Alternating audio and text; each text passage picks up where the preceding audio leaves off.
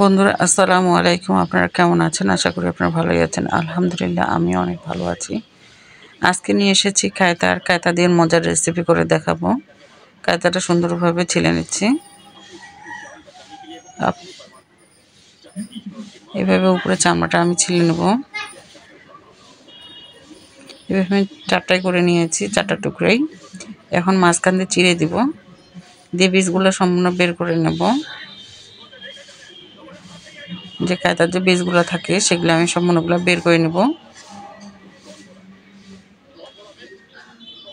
কায়তার বীজগুলো দিলে খেতে ভালো করবে না, তাই আমি কায়তার বীজগুলো সম্পূর্ণগুলো বের করে নেব।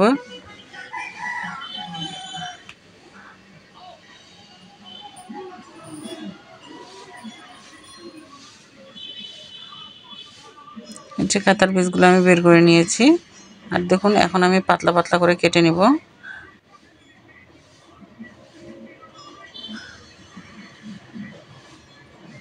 যেভাবে পাতলা পাতলা করে কেটে নিচ্ছি, সবগুলো কেটে নিয়েছি।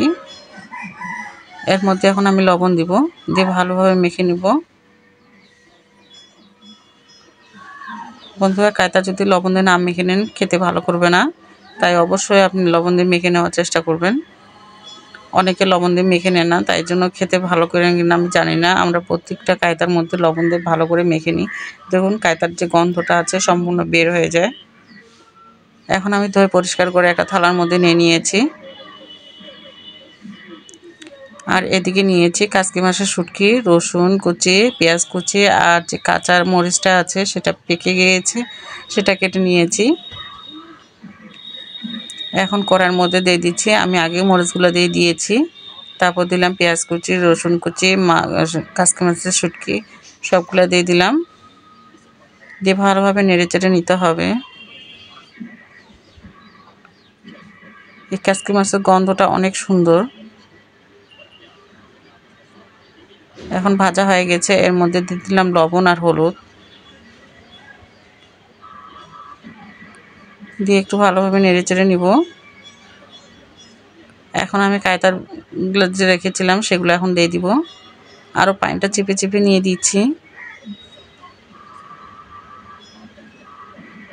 দিয়ে ভালোভাবে নেড়ে চেড়ে দিব।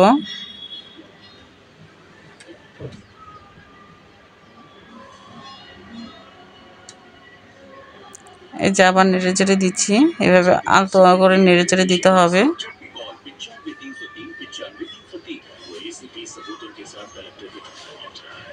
এভাবে একটু পরপর নেড়ে চেড়ে দিব। দেখুন আমার যে কায়তার যে রেসিপিটা আছে সেটা শেষের দিকে।